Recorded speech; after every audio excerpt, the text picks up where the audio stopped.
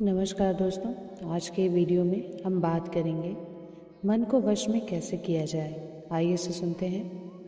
साधारण मनुष्यों के मन में सांसारिक विषयों के संकल्प सदैव उठा करते हैं, पर आध्यात्मिक विचारों को ग्रहण करने को वह शीघ्र प्रस्तुत नहीं हो सकता। इसका कारण यह है कि हमारा मन विकारों से भरा रहता है। उसे शुद्ध करना आसान काम नहीं है। निष्काम कर्म, जप, प्राणायाम आदि जैसे साधनों द्वारा उसे विकारों से मुक्त करना पड़ता है, तब उसकी प्रवृत्ति स्वभावतः अध्यात्म की ओर जाती है। मन दर्पण के समान है। यदि दर्पण गंदा हो तो आप अपना मुंह साफ नहीं देख सकते। जब मन मलिन हो तो उसमें ईश्वर को साफ नहीं देखा जा सकता। जब आध्यात्मिक प्रयत्नों द्वारा उसे शुद्ध बना लिया जाता है तो ईश्वर का साक्षात्कार अवश्य होता है। यदि शुद्ध होकर मनुष्य का मन शास्त्रों के अध्ययन, ज्ञानियों के सत्संग और ध्यान के अभ्यास में निरंतर लगे तो ज्ञान की वृद्धि होगी और दिव्य दृष्टि प्राप्त हो जाएगी, जिससे परब्रह्म का सत्य ज्ञान होना संभव है। यज्ञ, दान, दया, विध्यान, सत्य भाषण, ये पांचों मन को शुद्ध करने वाले हैं। छठी है तपस्या। तीर्थ यात्रा भी मन को शुद्ध करती है। इसके द्वारा महात्माओं का सत्संग प्राप्त होता है। जप, निष्काम कर्म, अग्निहोत्र, ब्रह्मचर्य, संध्या, तीर्थ यात्रा, श्रम, दम, यम, नियम, स्वाध्याय, तप, व्रत, साधु सेवा, ये सभी मन को शुद्ध करने के साधन हैं। निश्चय ही ऐसे शुद्ध हुए मन में पूर्ण आनंद रहेगा। मंत्र भी मन को शुद्ध करता है, पर तोते की तरह मंत्र को केवल रटने से बहुत कम फल होता है। मंत्र को भाव के साथ कहने से उसका आश्चर्यजनक फल होता है। तब तक मंत्र में अपने ही मन की पूर्ण इच्छा शक्ति नहीं भरी जाएगी, तब तक उसका बहुत ज़्यादा प्रभाव नहीं हो सकता। सत्य भाषण और दया का अभ्यास मन को बहुत शुद्ध करने वाला व्यवहार है। हमारी आँखें केवल देख सकती हैं, कान केवल सुन सकते हैं, जीभ केवल स्वाद ले सकती है, त्वचा केवल स्पर्श कर सकती है, नाक केवल सूंघ सकती है, परंतु मन देख सकता है, सुन सकता है, स्वाद भी ले सकता है, स्पर्श कर सकता है, सूंघ भी सकता है। सब इंद्रियों की शक्तियाँ मन में निहित है। योगाभ्यास से आप मन के द्वारा देख और सुन सकते हैं। मन और इंद्रियां एक हैं। मन का विकास इंद्रिय है। मन इंद्रियों का समूह है। मन में खाने की वासना से जिह्वा, दांत और उदर की प्रवृत्ति होती है। यदि मन को वश में कर लिया जाए तो इंद्रियां वश में हो जाती हैं। जो इंद्रियों को वश में करता है वह मन को पहले ही वश में कर चुका होता है। 5 महाभूतों के प्रभाव से उत्पन्न पांचों इंद्रियों का आपस में घनिष्ठ संबंध है। नासिका और गुदा की उत्पत्ति पृथ्वी तत्व से हुई है। नाक सात्विक भाव से और गुदा राजसिक भाव से। ये दोनों आपस में संबंधित इंद्रियां हैं। ये दोनों सबसे कम दुख देती हैं और इनका संयम भी जल्दी हो जाता है। जिह्वा और उपस्थ जल तत्व से बनी है, पहली सात्विक भाव से और दूसरी राजसिक भाव से। इनमें भी आपस में संबंध है। भोजन से जनेंद्रिय को शक्ति मिलती है।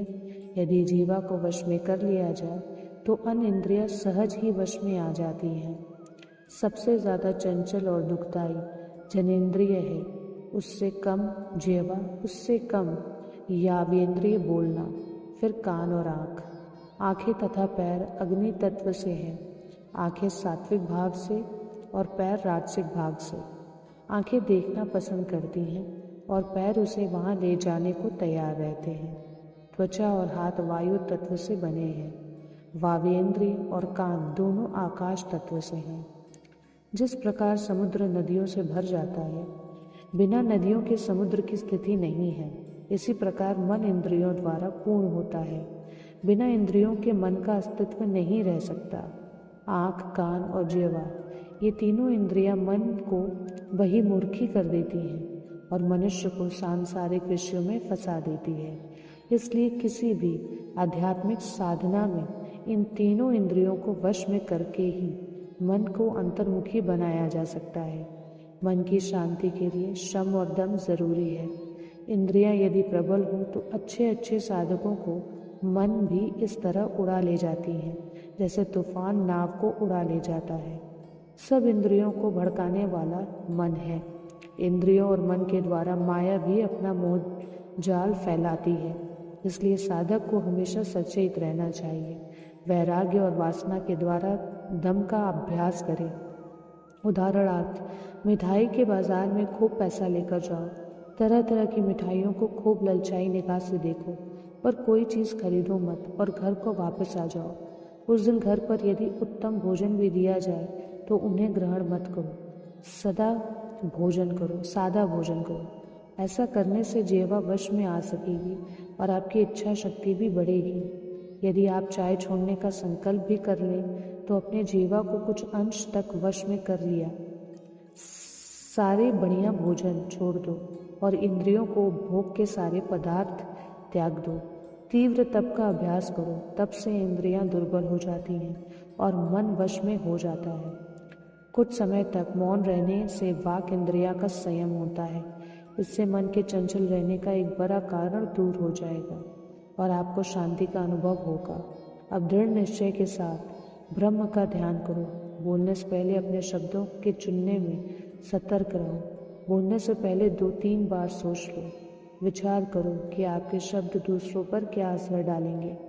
धीरे धीरे मौन का समय बढ़ाते रहो, यहाँ तक कि महीनों तक बिना बोले तुम्हारा काम चल जाए। मन का अनुमान सदा बात को बढ़ाया करता है, इससे बचना चाहिए। मन का मौन वाणी के मौन से भी उत्तम है। जबरदस्ती वाणी का मौन करने से मन के साथ बड़ा झगड़ाना पड़ता है, प्रयत्न करना पड़ता है। इसलिए ऐसा अभ्यास करना चाहिए कि मौन स्वाभाविक हो जाए। वह अपने आप भीतर से उत्पन्न होना चाहिए, तभी पूर्ण शांति मिल सकती है।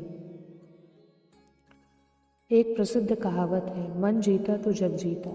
एक और प्रकृति है, दूसरी ओर ब्रह्म है। मन इन दोनों के बीच में पुल का काम करता है। पुल पार करके आप ब्रह्म को प्राप्त कर सकते हैं। इच्छाओं, संकल्पों और अहंकार के नाश का तात्पर्य मन को पूर्णतः वशीभूत कर लेने से ही है। किले में से निकलते सिपाहियों को एक एक करके मार दो तो आप किले पर कब्जा कर लोगे। ऐसे ही जो जो विचार उठते जाएं, एक एक करके उनका नाश कर दो। आखिर को मन का भी नाश हो जाएगा। बराबर परमात्मा का विचार करते रहो। आप बड़ी सुंदरता से मन को जीत सकोगे। जैसे श्वेत वस्त्र पर गुलाबी रंग अच्छा फैलता है, इसी प्रकार जब मन शांत हो गए, सारे लोगों की तरफ से उदासीन हो गए, सारी इंद्रियां अंतर्मुखी हो जाएं और मन के अज्ञान का नाश हो गया, तभी सद्गुरु के उपदेश शिष्य के मन में प्रवेश करके प्रभाव दिखाएंगे। मन का पूर्ण संयम केवल ब्रह्म विचार द्वारा ही हो सकता है। दूसरे साधन तो सहायक हैं। यदि मन वश में रहे तो इसमें कुछ भी भेद नहीं होता कि आप महल में रह रहे हो या पहाड़ की गुफा में। मन का संयम होने से शरीर का भी संयम हो जाता है। शरीर तो मन की छाया है। मनी निरोध में कोई वृत्ति या विचार नहीं रहता, परंतु शून्य वृत्ति रहती है। संस्कारों का नाश नहीं होता। जिसने मन को जीत लिया है वह सदा विजयी और महाराजा है। जिसने इच्छाओं और मन को वश में कर लिया है वही महावीर है। इसी के साथ दोस्तों, अगर वीडियो पसंद आए तो वीडियो को लाइक, शेयर, सब्सक्राइब ज़रूर करें। मिलते हैं अगले वीडियो में। धन्यवाद।